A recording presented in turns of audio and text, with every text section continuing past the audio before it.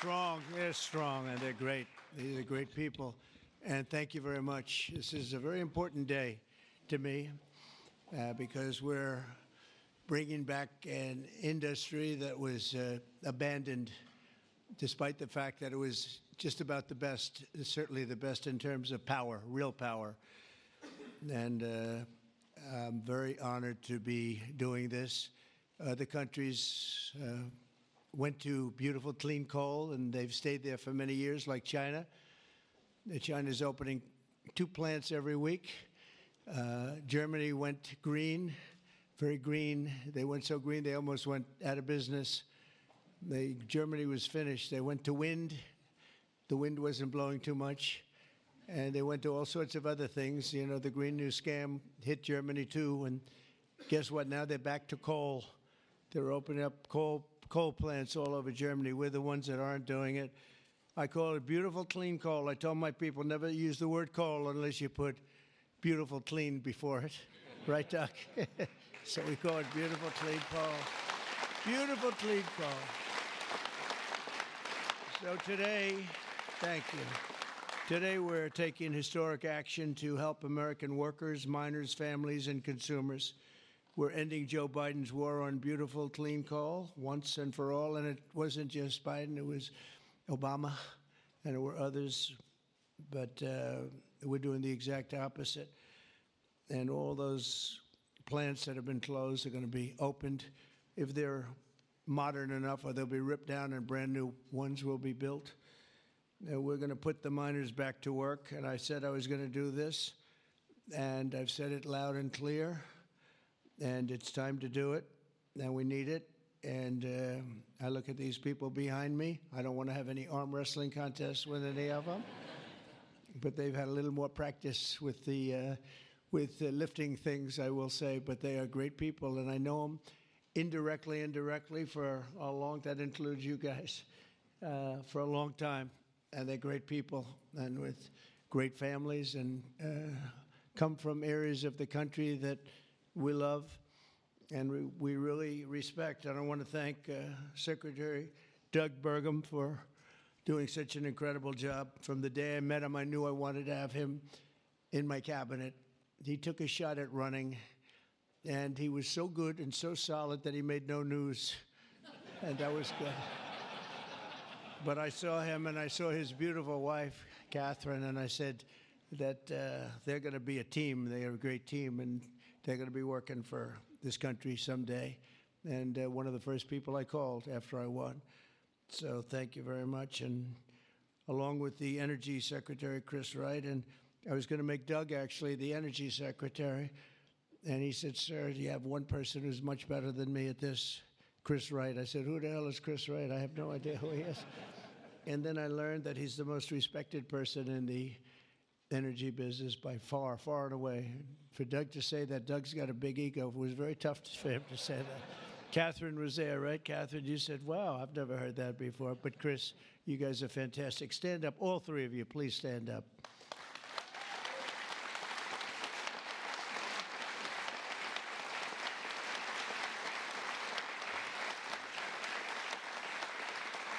Right. Yeah, that's a great team. It's no better team than that. And they're going to produce energy the likes of which nobody's seen before. You know, we need to do the AI, all of this new technology that's coming online. We need more than double the energy, the electricity that we currently have. You take all of the electricity in the country right now for houses, for buildings, for everything. We need to more than double it to be number one. We're now way ahead of everybody at AI. China's in second place, but way behind. And they're going to be producing a lot of energy and a lot of electricity for this. And so are we, and we're going to get approvals very fast. And I would say the man that's almost comparable to you in terms of the importance to this, maybe he's even more comparable, I hate to tell you, a guy named Lee Zeldin, who's a friend of mine for a long time. He was a great...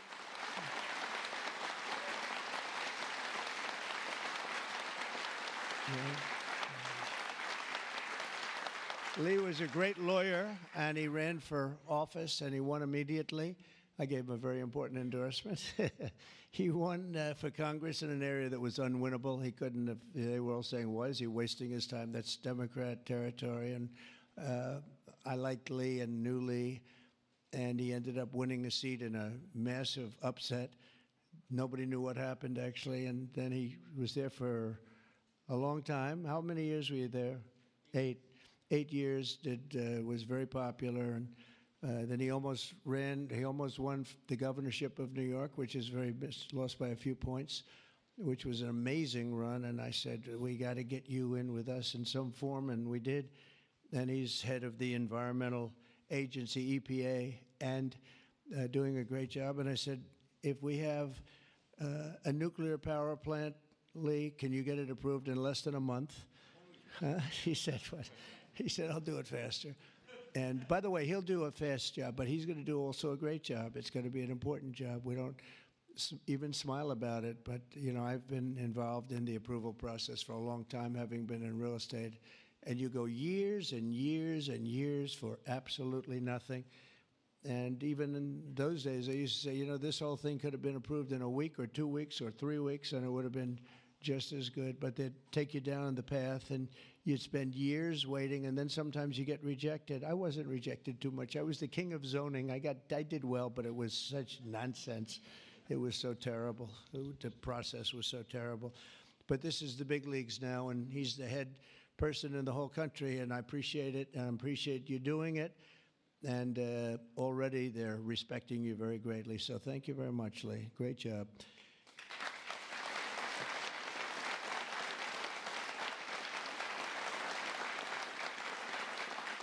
So we have a lot of senators and congressmen and women, and I'm going to just introduce the ones that I see here. Because you know, it's always a problem when I do this, because I leave 1 or 2 out, and that's the end. I never get their vote again. I never get their vote. It takes years to recover, but we'll give it a shot, because Senator John Barrasso, who's my friend and a great gentleman. Thank you very much, John, for being here. Thank you, John. Cynthia Lummis, fantastic woman who believes like I do, and she believes like I do in these people, right? She believes in them maybe even more than I do. That's pretty good from day one. Thank you, Cynthia. You're doing a fantastic job. Kevin Kramer, my friend. Where is Kevin? Because Kevin, I think he was here, because he had a problem, and I just will pay my respects. He wanted to be here so badly, but he had a difficult problem that he's working through, and we all love Kevin. John Hoven. John, thank you very much. Thank you very much. Steve Daines. Thank you, Steve. And Steve is a picker of great candidates, like he picked a guy named Tim Sheehy, who's here. Where's Tim? Where is Tim? Thank you, Tim. And Tim Sheehy has turned out to be a wonderful senator, and that was your pick. And we went with it, and you were right. And we have a great one in Tim. So thank you, Tim, and thank you, Steve. Shelley Moore Capito. Shelley, thank you very much. West Virginia, from West Virginia, she has to like, you have no choice. Even if you didn't like it, you have to like all, right? But they were doing a number on you. They were doing a number on you with the coal stuff. And you have not only coal, but you have among the best coal anywhere in the world. So thank you very much. A friend of mine for a long time, I'm the one that got him to change his religion, in a sense. He changed the party. He went from a Democrat. I said, Jim, you're not a Democrat. But he changed to Republican. He's one of the most popular Republicans and one of the most popular political leaders in the country. Jim Justice. I call him Big Jim. Big Jim Justice. Good. You look good, Jim. And he was in the business. And so am I doing the right thing? You would know better than anybody in this room. Am I doing the right thing, Jim? I think so, right? Thank you very much, Jim. Cindy Hyde Smith. Cindy, thank you, hon. Very good. Good job. People are going to be happy. And all friends of mine. Mike Lee. Mike, thank you very much.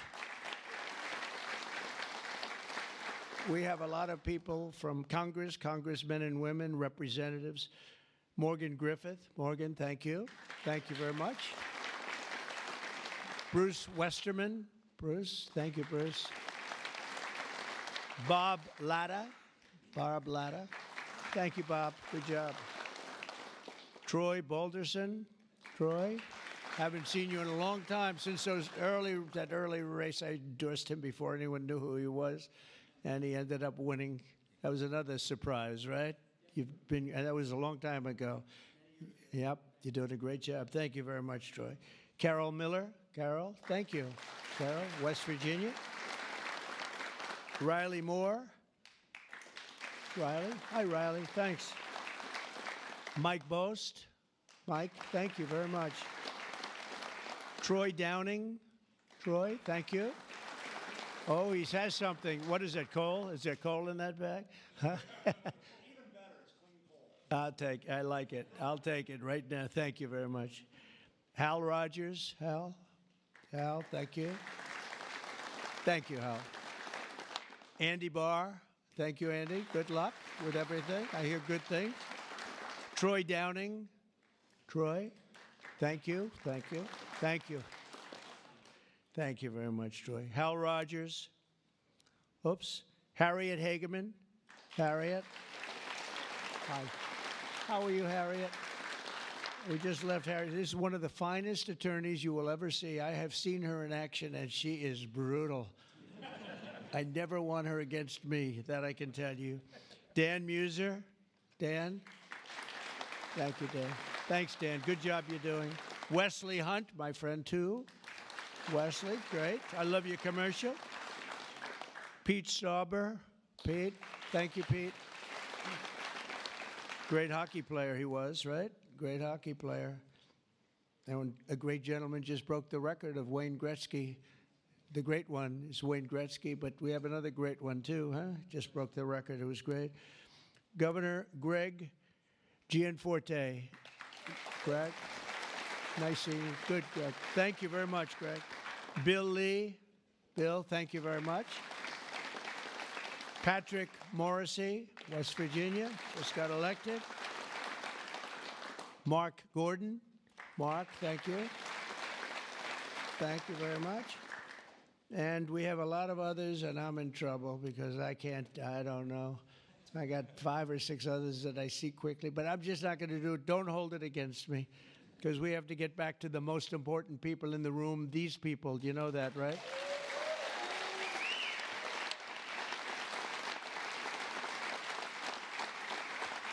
So the energy workers and the coal miners in the area that I'm standing on, and that's a lot of weight on this platform, so I don't know what's going to happen.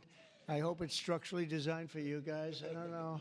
But we have just really well-deserving, great American patriots, and it's such an honor to be here and making such a big move, such a bold move in energy.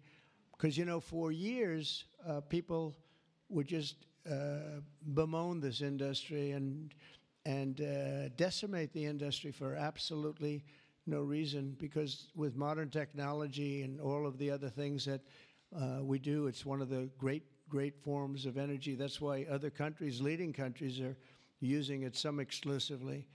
For 4 long years, Joe Biden and congressional Democrats tried to abolish the American coal industry. They did everything in their power while he was awake, which wasn't much, shutting down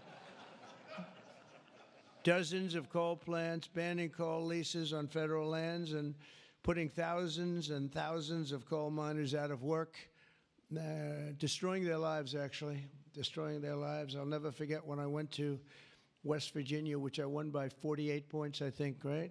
Big Jim, I won by 48 points. But in the first campaign where Hillary Clinton was about 4 states too early, and she was talking about how bad coal was and how they were going to teach coal miners how to make widgets and gadgets and technology, which they didn't want to do. They want to mine. One thing I learned about the coal miners, that's what they want to do. You could give them a penthouse on Fifth Avenue and a different kind of a job, and they'd be unhappy. They want to mine coal. That's what they love to do. And she was going to put them in a high-tech industry where you make little cell phones and things. I don't know. Do you think he'd be good at that? I don't know. I wouldn't be.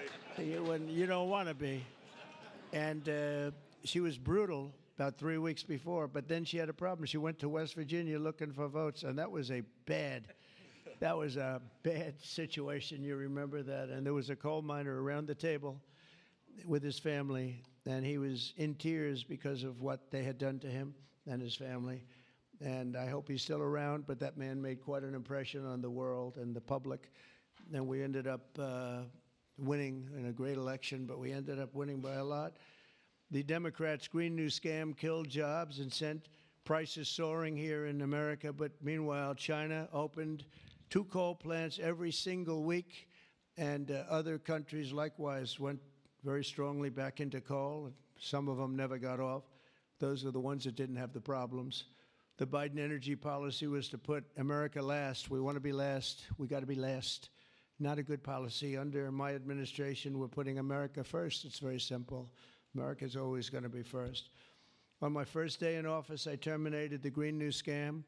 I declared the national energy emergency and withdrew from the unfair, one-sided, and extremely costly to the United States only Paris Climate Accord.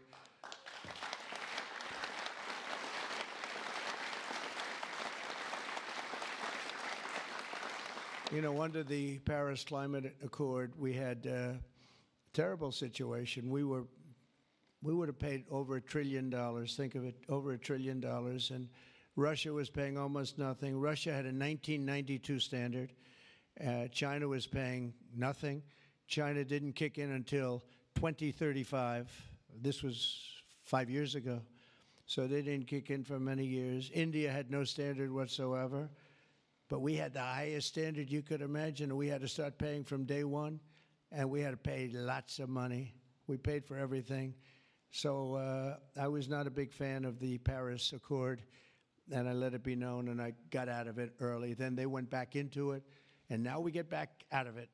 And hopefully we can be there for a long time, okay? A long time, because it was a scam to take money away from the United States and actually hurt us very badly with coal and with other things. Now, under the executive order that I will sign in a few moments, we're slashing unnecessary regulations that targeted the beautiful clean coal.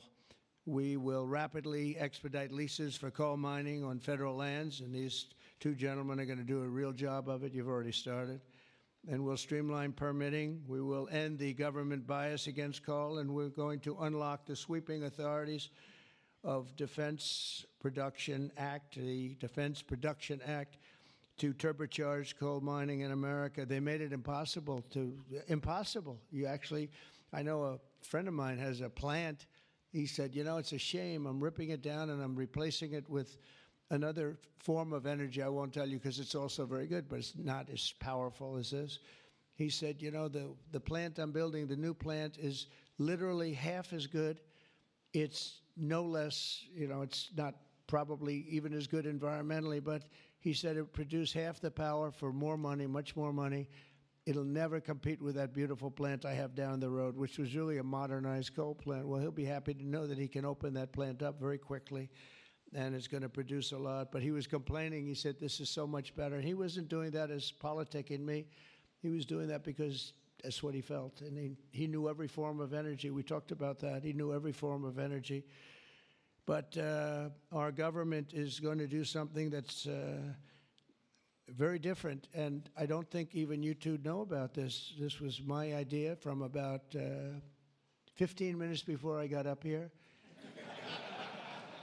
We're going to guarantee that we have a strong business for many years to come, that your coal companies and your miners don't get all excited about their jobs, and then should a radical left liberal become president, they end the business right away, and somebody's built a plant and spent hundreds of millions of dollars in building a plant, and the plant is going to be closed because a Democrat got in or a liberal got in. They're opposed to coal, and Republicans are very much for it, clean coal.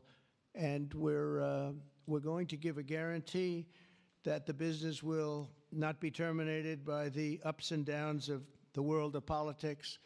So should somebody come in to this very important office and say, oh, well, you spent hundreds of millions of dollars and you guys have given up your life because you want to be in coal, and then all of a sudden you don't have a life anymore because it's what you know the best? That's not going to happen. We're going to give a guarantee that it's not going to happen, so that if somebody comes in, they cannot change it at a whim. They cannot just going to go. They're going to have to go through hell to close you up. All right, so that's pretty good. We're going to give that in the form of a guarantee that we're writing on right now structurally and from a legal standpoint. So your investments are going to also be protected.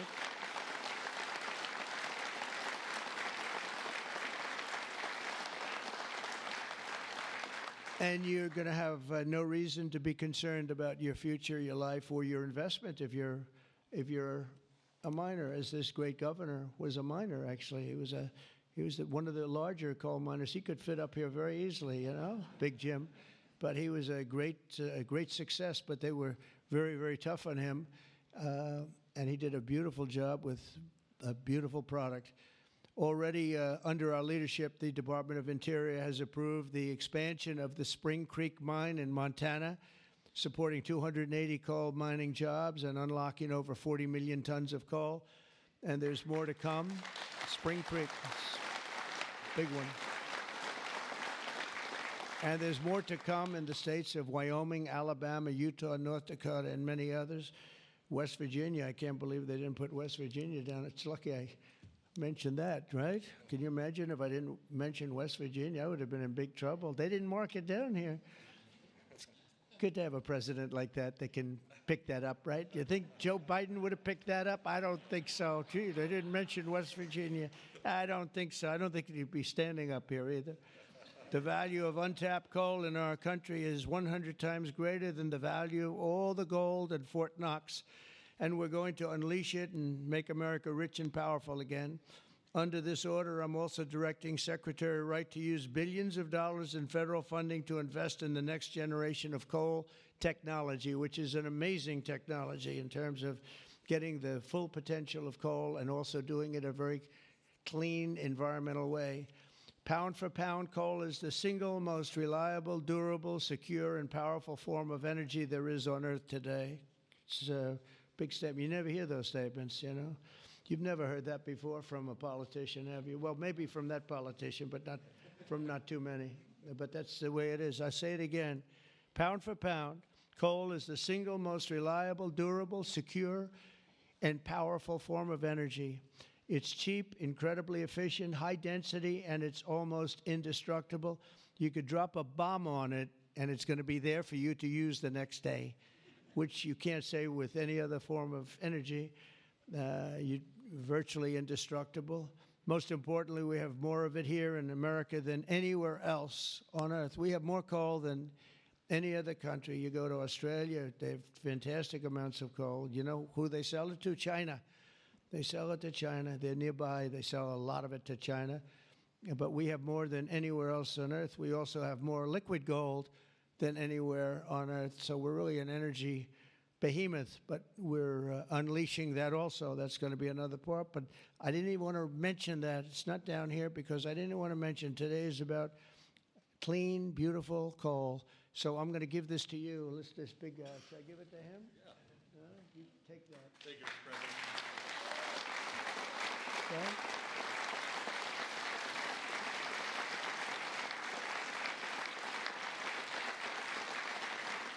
For example, we believe it's possible to extract enormous amounts of critical minerals and rare earths, which you know we need for technology and high technology in the process of coal mining, making in America the mineral superpower of the world, actually.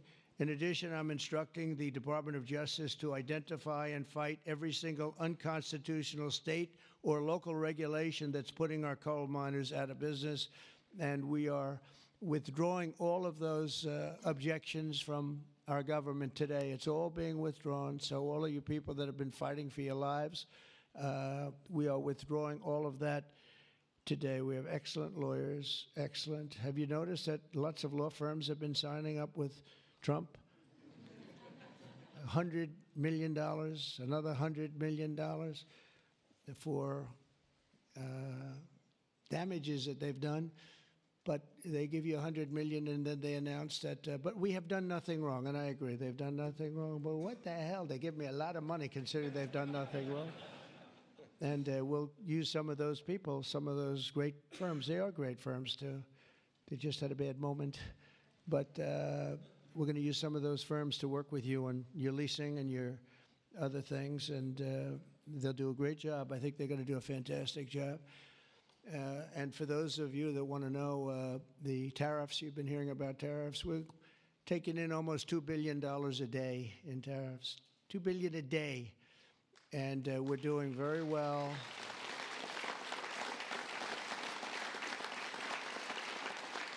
And we're doing very well in making, I call them tailored deals, not off the rack. These are tailored, highly tailored deals. Right now, Japan is flying here to make a deal. South Korea is flying here to make a deal, and others are flying here. I mean, my only problem is I'm not sure I have enough. We're going to have to use those great law firms, I think, to help us with that. But we're going to probably do that, actually. We're going to use them, and we're getting them for the right price because we need a lot of talent. We have a lot of countries coming in that want to make deals. If I told them about making those deals 2 years ago or 3 years ago or 5 years ago, they'd be laughing at us. Now they're all signing up. Mike, you know that. So it's going to be a great thing, but we're think of that, $2 billion a day. That's a lot of money. That's a lot of money even in the coal business, isn't it? Huh? It's a lot of money. And America's going to be very rich again very soon. You're going to see that happening. You see it all along. And it's so that whole situation that, you know, it was somewhat explosive. But if we didn't do that, we wouldn't be talking the way we're talking right now. It's been amazing what's happened. Sometimes you have to mix it up a little bit, but we've had great consideration. We've had talks with many, many countries, over 70. They all want to come in. Our problem is can't see that many that fast. But we don't have to because, as you know, the tariffs are on and the money is pouring in at a level that we've never seen before. And it's going to be great for us. It's going to be great for other countries. We've been ripped off and abused by countries for many years with the tariff situation. They've used tariffs against us. We didn't use tariffs against them or in any way. I mean, we just didn't use them of any monumental proportion. And so we are doing it now. We have tariffs on cars. We have tariffs on lumber, tariffs on steel and aluminum. Steel plants are going up because of it all over the country. We have 25% tariffs on steel and aluminum. And I think the steel workers like me even more than the coal miners like me. I'm pretty sure that that's true. We have, instead of having no steel business, I put them on originally in my first term. We wouldn't have had one steel mill in the United States if I didn't do that. And now we upped it, and we not only are we taking in a lot of money, but we're protecting our workers, our steel workers. We're protecting our steel industry. And one thing you know, that steel and things like steel you need, because you need it from a defense standpoint. You need steel for your tanks and your planes and your everything. And certain industries you can get away with not having, but others you need, and steel is one you need. So I want to let you know that's in full force and effect. And literally as we speak, I spoke to executives in the steel industry over the last few days, and they're all coming in to build plants in the United States of America, because if you build them in the United States, you have no tariffs to pay. There are no tariffs to pay, zero. If you build them outside using outside labor and hurting our businesses, and you send your product in, you have to pay a price for that, and they will be having tariffs, as you know. It's an amazing thing. This has been something used against us for many years by other countries, China in particular, but others, not just China, others, and taken advantage of us, ripped us off, and left us for dead, frankly. And I believe if I didn't become your president, I believe that this country would have had problems like they've never had before, because it was serious damage in so many other ways, not only the border where people came rushing into our country from prisons and jails and mental institutions, murderers, drug dealers, and some vicious, vicious criminals. 11,088 murderers came into our country. We have to get them out. We're getting them out. 11,088. Of that number, half committed murder on more than two people. More than two people. And this is what they allowed into our country with their open border policy of lunacy. And we're taking care of that just like we're taking care of you today. We're taking care of that. I want to thank Christine Noem and Tom Homan for doing an unbelievable job. The whole thing is the job they're doing is incredible. It's really an unforced error. It should have never happened that we have to be spending such time and resources, Mr. Senator, right, on getting people out of our country that shouldn't be here. I mean, literally from mental institutions, insane asylums were opened up and emptied into our country. Prisons from all over the world, not just South America, prisons from, think of this, from Africa, the Congo, a lot of people from the Congo, prisons in the Congo, prisons from Asia, from all over were opened up. And I knew that when I heard it was an open border policy. I said, if you do that, every country is going to be dumping people that they don't want into our country. And that's what's happened, but we're cleaning it out. And the courts, we had a good decision, as you know, from the Supreme Court, allowing us to do that. We have judges that didn't want us to do it. We have judges that wanted the very evil gang members from Trendy, Iroquois, and MS-13. They didn't want them taken out of the country and put in very powerful prisons. When you look, you've all seen those clips, pretty amazing clips. But I want to thank El Salvador. They've done an incredible job. But we've been fortunately winning those cases. But we have judges that are out of control that say, oh, bring them back, bring them back. We don't want them back. We don't want them back. Can you imagine? You spend all of that time, energy, and money on getting them out, and then you have a judge that sits there, a local judge who sits there, federal judges, sit there and says, no, bring them back. One was brought back, or they want to bring him back because he wasn't a member of Tren de Aragua. He was a member of MS-13, which is just as bad. So they misidentified him, but it sounds to me like he was a member of MS-13, so they want him brought back because he wasn't treated properly. It's, we got to be smart. Our country's got to get a lot smarter than it is, but we have to give the people that are empowered to do this kind of work, and it's not pleasant work. We have to give them the option of making our country great again, and that's what they're doing, and I have great respect for those people. And they're doing it out of love. They could get a much easier job. They're doing it out of love for our country. It's so important, just like I'm doing this with coal today for love for our country. Earlier this afternoon, I signed another executive order to strengthen our electric grid by ensuring that coal-fired power plants are always available to meet surging demand for electricity. Unlike wind and solar, coal plants can run 24 hours a day in rain, sleet, or snow, and you will not be subject to the incredible blackout situation that's taking place in California, where they have blackouts all the time. It's an amazing thing with California. They have blackouts and brownouts at levels that nobody's ever seen before, and all they want to do is keep going the way they're going, and they're doing a very poor job. As you probably heard, I released billions of gallons of water going in from upstate California, from the most northern parts of California. Probably comes in from Canada to a certain extent. Thank you very much, Canada. We appreciate it. And I released it. It was being sent out to the Pacific Ocean. I've been working on Gavin and some of the politicians for years, and they didn't want to do that because they were protecting a smelt, a fish that was perhaps in trouble, but it's not unique to that area. And because of that, you had numbers, you had fires. Nobody's ever seen anything like what happened. Think of what it would have been like fires, you know, they just didn't learn it. But we now have millions of gallons, billions actually, they say, of gallons of water pouring into California from the Pacific Northwest, I guess they would say, mostly Pacific Northwest, but other parts of the northern sections of California and beyond. and it's a beautiful thing to see. I saw a picture of it this morning. The water's just flowing down there. I said, why didn't they do this? I told them to do it my first term. I said, do it.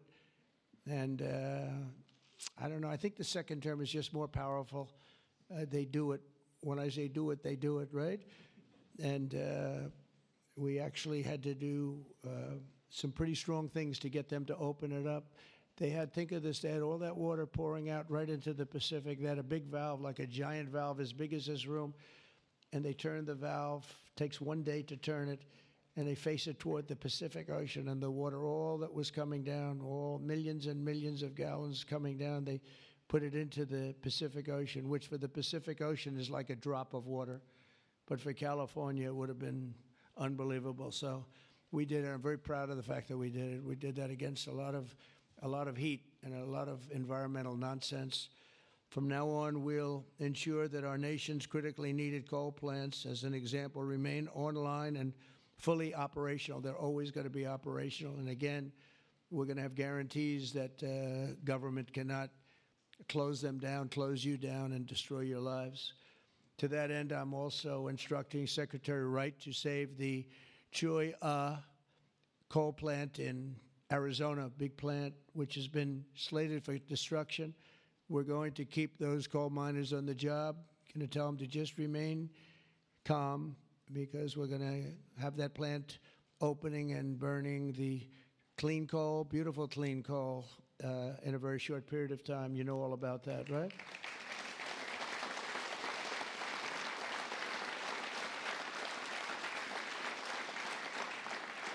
That's a big one. As part of our historic deregulatory efforts this afternoon, I'm also granting immediate relief to 47 companies operating 66 coal plants, very big ones all over the country, recusing and making them available for coal production almost in the immediate future. But we're going to be crushing Biden-era environmental restrictions. These are restrictions that made it impossible to do anything having to do, frankly, with energy, even beyond coal. It's really beyond even coal. We have clean air, we have clean water, and now we have clean coal. And at the same time, we're going to do other things and with other forms of technology and also energy, like our country has never really seen before and never been known to do before, because of all sorts of restrictions having to do with the Green New Scam, which, by the way, was devised by somebody that never even studied. You know that? They never even studied anything to do with the environment. It was a young congresswoman. She came up with the idea. And based on that, I guess we only have, well, actually, we should have all been gone, because they gave us only a few years left on Earth, right? Right, Greg? We were going to be gone. We were all going to be gone. The environment, no. What they have to worry about is the nuclear heat. They don't have to worry about environmental heat. They have to worry about nuclear heat. And if we're smart, we're working on that right now with others having to do with Iran and some other countries. But that's the heat you're going to have to worry about. You don't have to worry about the air is getting warmer. The ocean will rise 1/4 of an inch within the next 500 to 600 years, giving you a little bit more waterfront property. They say this is going to, these guys can handle that. The nuclear we have a bigger problem with, right? So we're going to make sure that that's safe. We're going to make sure that that's safe. With us today are some of the amazing workers who will benefit from these policies, the policies that we're doing and so proud of doing, including Jeff Crow, a miner from West Virginia. Jeff, would you come up and say a few words? Jeff? Come on up here, Jeff.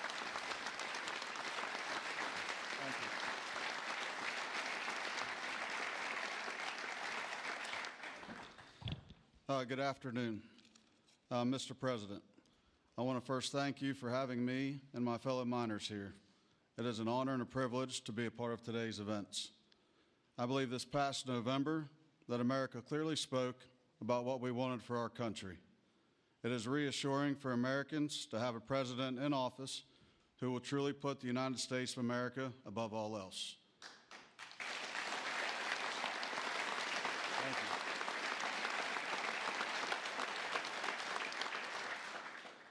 With putting America first, you have spoken numerous times about energy independence. I believe most don't understand the importance of that. Coal is one of the major factors in energy independence and accounts for a large portion of America's energy. Coal is one of the most reliable and cheapest forms of electricity. For too long, coal has been a dirty word that most are afraid to speak about. Most of those that would speak negatively about coal do so from an uneducated standpoint. Many are unaware of the engineering and technology that are used in today's mining to create a clean, energy-efficient product. All of this is done while using the safest practices in the industry. Speaking for West Virginia, coal provides approximately 50,000 jobs for those that work in the mines and the businesses that support them. It also accounts for over 50% of West Virginia's export product. To name a few, we employ engineers, teachers, physical therapists, accountants, truck drivers, high school and college graduates. All of these occupations and graduates have turned to the coal industry to provide a better way of life for them and their families. Everyone in our industry works long hours and days to provide a reliable energy product, and too many times it goes unnoticed. I've personally worked in the industry for 23 years. I choose to do this daily to provide my wife and children with the life that they deserve. Prior administrations have done all they could to eliminate the coal industry. Sorry, one second, I'm getting there. In my opinion, they have done so with an unethical and uneducated approach. But we are still strong, we are still here, and we are still needed in order to make America great again.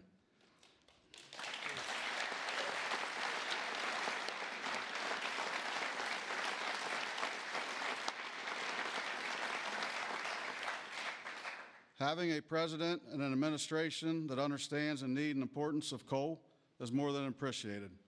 It gives the industry a form of reassurance to know that we have a president in place that supports us. From my family to the over 3,000 employees of ACNR, and for the coal companies, miners, and businesses throughout our great country that rely on the coal industry, we say thank you for your continued support.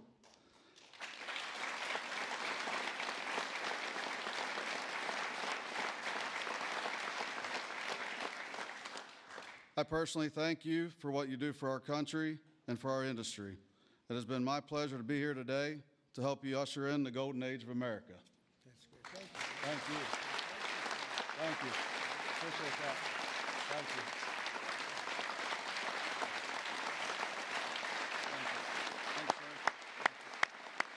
Thanks, sir.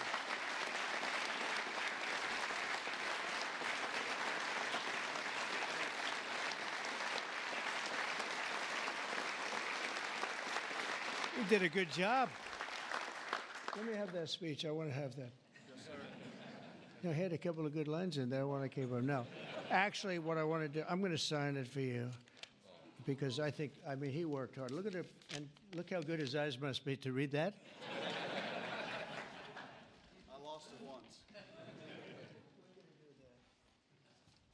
And hopefully you can sell it tonight for a lot of money. No, sir, I'll keep that one.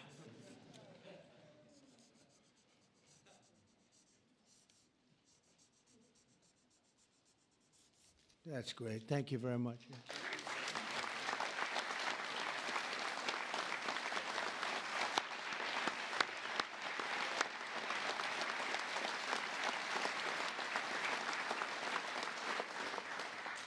Thank you very much, Jeff. And also with us is Tony Campbell of the East Kentucky Power Cooperative. And Tony's quite a gentleman and very respected in the industry. Come on up, Tony. Thank you.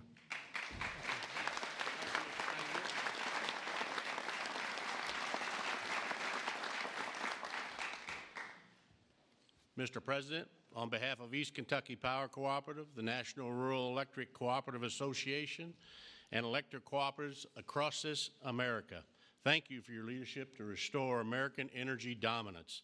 Electric co-ops keep the lights on for 42 million Americans across 56% of the land mass. We are owned by the communities and businesses we serve and provide electricity to growing communities, new data centers, and manufacturing plants. Mr. President, electric co-ops are powering America, and we are proud to partner with you and your administration to power America into the future.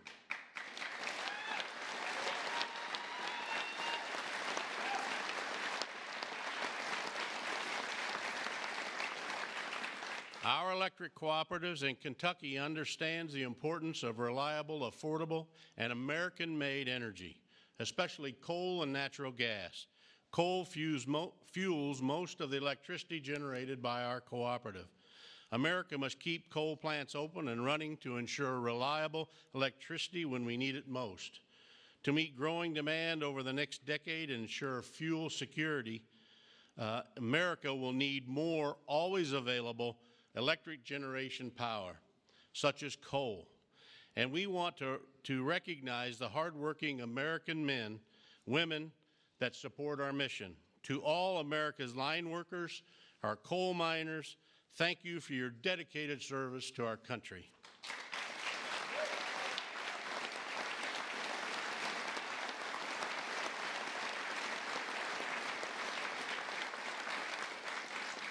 Affordable and reliable electricity is the cornerstone of our economy, especially American manufacturing. However, too many government leaders have pushed policies that have made our electric grid significantly less reliable and our energy too expensive. That begins to change now.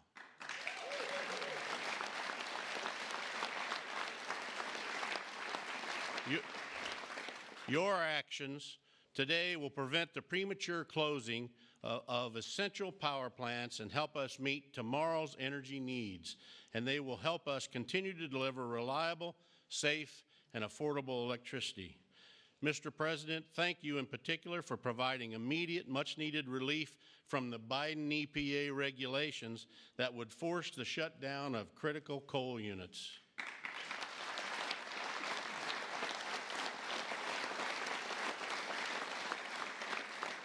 Finally, I want to say congratulations on the all-star energy team you've assembled. Electric co-ops have already been working with Secretaries Bergrum, Wright, and Rollins, and Administrator Zeldin, and we are excited for all we can accomplish together. Mr. President, thank you again for your actions today and for your support for the electric cooperatives as we work to keep the lights on in America. Thank you, Mr. President.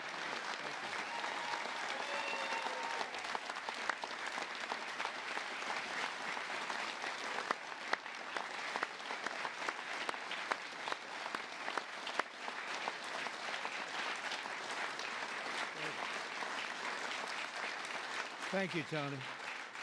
Thank you very much, Tony. Appreciate it. Every day under the Trump administration, we will continue to lower costs for American families, create jobs for American workers, and very importantly, unlock unlimited amounts of affordable American energy, including, as I said, and I'll say for the last time, beautiful, clean coal. Our country is blessed.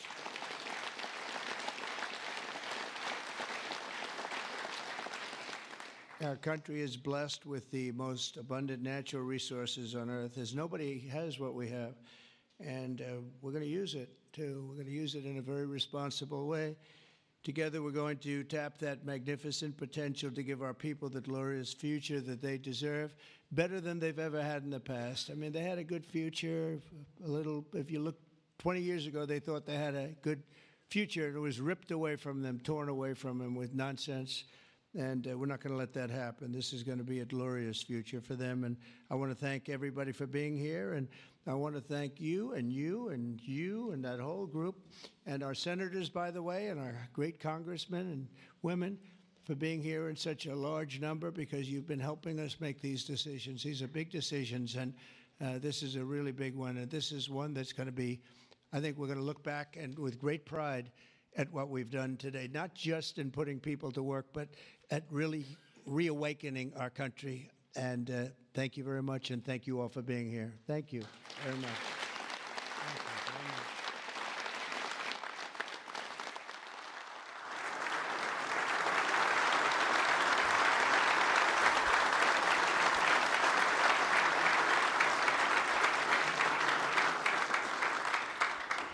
Come on up. Mr. President, Yes, who's first one? we have 4 items prepared for your signature this afternoon, sir. The first of these executive orders it may be one of the most significant executive orders of your administration thus far. This directs all departments and agencies of the federal government to end all discriminatory policies against the coal industry. This ends the leasing moratorium that prevents new coal projects on federal land, and it's going to accelerate all permitting and funding for new coal projects to allow the coal industry to flourish under your leadership, sir. That's great. Thank you.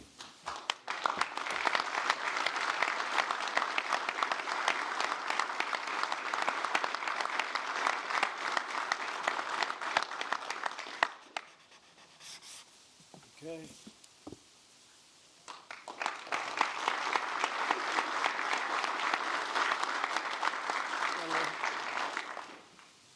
Sir, there are currently dozens of coal plants in America that are in imminent danger of being forced to close based on unscientific and unrealistic policies enacted by the Biden administration. What we're going to do is essentially impose a moratorium on those policies taking effect to protect coal plants that are currently operating, to ensure that they're able to continue producing power and continue providing jobs to Americans in the coal industry. Great. Thank you very much.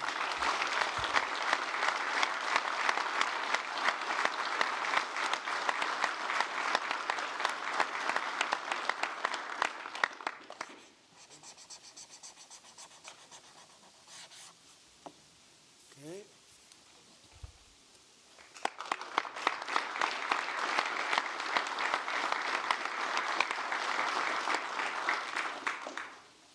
Sir, you've made grid reliability and security a key focus of this administration. This executive order is going to promote grid security and reliability by ensuring in part that our grid policies are focused on secure and effective energy production and energy transmission, as opposed to woke policies that discriminate against secure sources of power like coal and other fossil fuels.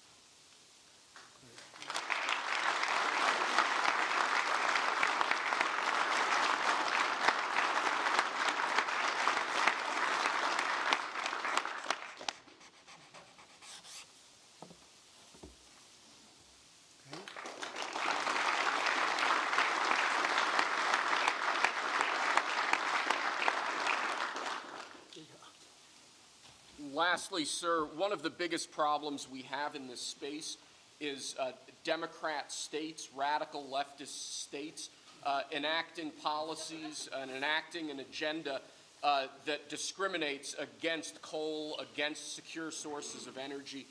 Many of these policies are unconstitutional and illegal, and with this executive order, you're going to be instructing your Department of Justice to vigorously pursue and investigate these state policies that we believe are illegal or unconstitutional. Good. Thank you.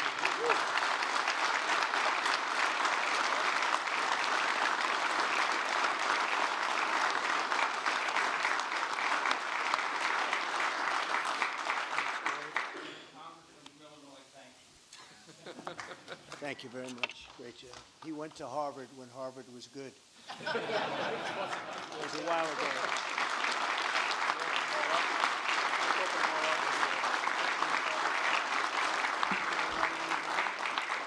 Let's hand these out to the guys. Tariffs, sir.